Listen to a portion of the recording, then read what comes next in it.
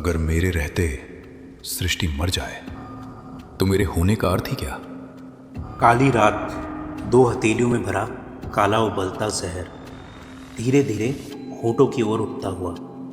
जहर होठों को छू लेता है और वक्त ठहर जाता है। रुकिए, इस एक घूंट में पूरी सृष्टि की सांस अटकी हुई थी। किस्सा कहानी। पिछले किस्से में आपने देखा रावण जल लेकर चला, इतिहास का पहला कांवड़िया बना। पर एक सवाल अधूरा रह गया था, शिव को जल ही क्यों? फूल क्यों नहीं, रतन क्यों नहीं? आज करोड़ों लोग सावन भर यही करते हैं, लोटा उठाते हैं और जल चढ़ाते हैं। पर बहुत कम ये बात जानते हैं कि ये जल किसी पूजा की रस्म नहीं है, ये एक इलाज है। क्योंकि एक दिन शिव ने वो पी लिया जिसे छूने से देवता तक भाग गए थे, साक्षात मौत। पर वो मरे नहीं। उस दिन के बाद उनका कंठ हमेशा के लिए नीला हो गया। वो जहर आया कहाँ से, वो मरे क्यों नहीं, और उस नीले कंठ के पीछे किसका हाथ था? आज जानिए सावन का दूसरा और सबसे गहरा राज। बात उस युग की है जब देवता कमज़ोर पड़ने लगे थे। उनकी सारी शक्ति, उनका सारा तेज छिन चुका था। बचने का एक ही रास्ता था, अमृत। वो अमृत जो छिपा था श्री सागर की गहराई में। पर समुद्र को मथना अकेले देवताओं के बस की बात नहीं थी। तो हुआ इतिहास का सबसे अनोखा समझौता। देवता और राक्षस एक साथ। मथानी बना मंद्रचाल पर्वत और रस्सी बने नागराज वासुकी। एक और देवता, दूसरी ओर राक्षस, और बीच में लिपटा वो सर्प जिसके फन में भरा था हलाहल। पर मंथन शुरू होते ही पर्वत डगमगाया और डूबने लगा। तब स्वयं विष्णु कच्छप बने। एक विराट कछुए ने पूरे पर्वत को अपनी पीठ पर थाम लिया और फिर खींचने लगे वासुकी को। एक ओर से देव, दूसरी ओर से असुर। समुद्र घूमा, लहरें दीवार बनकर उठी। सृष्टि सांस रोक कर देखने लगी और एक एक कर सागर ने अपने खजाने उगलने शुरू किए। सबसे पहले निकली कामधेनु, हर इच्छा पूरे करने वाली गाय। फिर ऐरावत, सफ़ेद हाथी। कल्पवृक्ष, मन चाह देने वाला पेड़। और फिर स्वयं लक्ष्मी, कमल पर विराजमान, सागर से उठती। देवता खिल उठे, असुर ललचा गए। लगा बस अब अमृत निकलने ही वाला है। सबकी नज़रें सागर पर टिकी थी, कब निकलेगा वो अमृत का कलश। पर जो अगली चीज़ निकली उसका इंतज़ार किसी ने नहीं किया था। वासुकी अब और सह नहीं पा रहा था। दोनों ओर से खींचते खींचते उसके भीतर का जहर उबलने लगा। मंथन ने अमृत से पहले कुछ और बाहर खींच लिया था, वो जो सृष्टि की सबसे पुरानी और सबसे गहरी मौत थी, हलाहल। अमृत की तलाश में सागर ने पहला तोहफा दिया, जहर।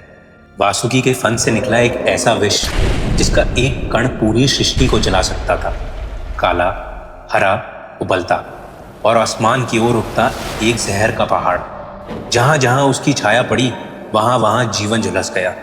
समुद्र का जल खौलने लगा, मछलियां, पंछी सब मरने लगे। हवा जहरीली हो गई, सांस लेना मौत को बुलाने जैसा बन गया। जो देवता भी अमृत के सपने देख रहे थे वो अब जान बचाकर भागने लगे। तीनों लोग, स्वर्ग, धरती, पाताल एक साथ कांप उठे। किसी के पास इतनी शक्ति नहीं थी कि उस जहर के सामने खड़ा भी हो सके। देवता दौड़े ब्रह्मा के पास, ब्रह्मा ने हाथ जोड़ दिए। फिर दौड़े विष्णु के पास, विष्णु ने भी कहा कि ये मेरे बस की बात नहीं है। सृष्टि के दो सबसे बड़े रचयिता और दोनों भी बस, क्योंकि जिसने सबको बनाया वो भी इस जहर को छू नहीं सकता था। और तभी सबको एक ही सच समझ आया, इस मौत को सिर्फ वो रोक सकता है जो खुद मौत से नहीं डरता। एक ऐसा देव जो शमशान में बसता है, जो राख लपेटता है, जिसके गले में सांप रहता है, जिसके लिए जिंदगी और मौत एक ही सिक्के के दो पहलू हैं, महादेव। सारी सृष्टि की उम्मीद अब एक ही नाम पर टिकी थी।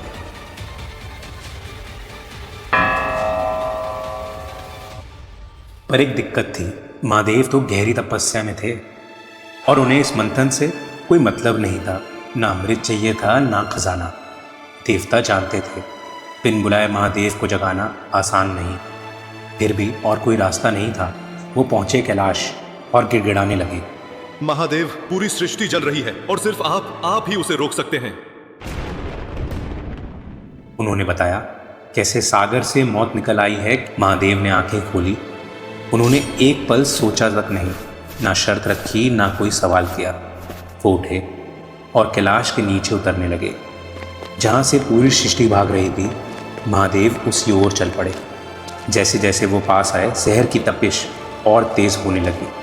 देवता दूर खड़े थे, किसी की हिम्मत नहीं हुई साथ चलने की। महादेव उस विष स्तंभ के ठीक सामने जा खड़े हुए और फिर उन्होंने वो किया जो कोई देवता, कोई राक्षस, कोई रचयिता कभी नहीं करता। उन्होंने अपने हाथों से अंजूरी बनाई और उस मौत को अपनी हथेलियों में भर लिया। सोचिए, जिस जहर की एक बूंद सृष्टि जला दे, उसे एक देव ने अपने हाथों में उठा रखा था। देवता चीख पड़े, महादेव रुकिए, पर महादेव रुके नहीं। अगर ये जहर किसी एक को पीना ही है तो वो मैं हूं। और उन्होंने वो हलाल अपने होठों तक उठा लिया। महादेव ने मौत पी ली। एक घूंट में पूरी सृष्टि की मौत उनके भीतर उतर गई। और तभी दूर खड़ी थी एक देवी तौड़ पड़ी। वो थी पार्वती। और इस जलन में मैं हर पल आपके साथ हूँ। महादेव की शक्ति उनकी अर्धांगिनी। वो जानती थी अगर ये जहर पेट में उतर गया नहीं, इसे नीचे मत जाने दीजिए। तो जो सृष्टि शिव के भीतर बसती है वो जल जाएगी। और उन्होंने महादेव का कंठ अपने हाथ से थाम लिया। यही रुक जाओ, ना ऊपर ना नीचे, इसी कंठ में। जहर वहीं ठहर गया, बस कंठ में कैद। न जहर सृष्टि तक पहुंच सका, न शिव के भीतर। और उसी पल महादेव का कंठ नीला पड़ गया। उस जहर की जलन ने उनके गले को नील बणी सा रंग दिया। देवता सदबद रह गए। जिसे सृष्टि मौत कह रही थी, वो एक कंठ में सिमट कर रह गई। और उसी दिन से महादेव को एक नाम मिला, नीलकंठ, नीले कंठ वाला। बस अब ये यही रहेगा। तुमने आज सिर्फ मुझे नहीं, पूरी सृष्टि को थाम लिया। पर किस्सा यहीं ख़त्म नहीं हुआ, क्योंकि जहर रोका ज़रूर था, बुझा नहीं था। वो हलाहल कंठ में कैद तो था, पर जल रहा था लगातार। महादेव के शरीर की गर्मी बढ़ने लगी। कैलाश की बर्फ़ पिघलने लगी, हवा तपने लगी। जिस देव ने अभी अभी सबको बचाया था, वो खुद तड़प रहा था। तब देवता आ गया, इस बार भागने के लिए नहीं, सेवा के लिए। वो जल ले आए और महादेव के कंठ पर धारा दर धारा चढ़ाने लगे। जैसे जैसे जल गिरा, कंठ की जलन कम होने लगी। गंगा स्वयं उनकी जटाओं से बही, भीतर की आग बुझाने। और चंद्रमा उनके माथे पर आ बैठा, एक शीतल टुकड़ा बनकर। धीरे धीरे तपिश थमी, महादेव की सांसें लौटी। उस दिन देवताओं ने जो किया, वो बन गया इतिहास का पहला जल अभिषेक। पहली बार शिव पर जल चढ़ाया गया था, किसी रस्म से नहीं, बल्कि प्रेम से। कहते हैं तब महादेव ने आंखें खोली और मुस्कुराई। जो भी मुझ पर इसी भाव से जल चढ़ाएगा, उसकी तपन मैं हर लूंगा। उस जहर ने महादेव का कुछ नहीं बिगाड़ा, बल्कि उन्हें और पूज्य बना दिया। क्योंकि सच्चा देव वही है जो सबका जहर खुद पी ले और बदले में वरदान दे। अब लौटिए उस सवाल पर जो पिछले किस्से में अधूरा था। शिव पर जल ही क्यों चढ़ाते हैं? इसका जवाब उस नीले कंठ में है। वो जहर आज भी उनके कंठ में है। वो जलन कभी पूरी तरह गई नहीं, इसलिए हर लोटा जल सिर्फ पानी नहीं है, वो एक वादा है। आपने हमारे लिए जहर पिया, हम आपकी जलन को बुझाएंगे महादेव। यही वजह है कि सावन में जल चढ़ता है। यही वजह है कि रावण जल लेकर चला था और चंद्रमा उस दिन शिव के माथे पर बैठा। वो सोम कहलाया। इसलिए शिव का दिन सोमवार होता है। सोम यानी चंद्र, जिसने उनकी तपन को ठंडक दी। जल, बेलपत्र, चंद्रमा, गंगा, शिव से जुड़ी हर वो चीज़ असल में उस दिन की देन है जिस दिन एक देव ने पूरी सृष्टि का जहर अपने गले में उतार लिया।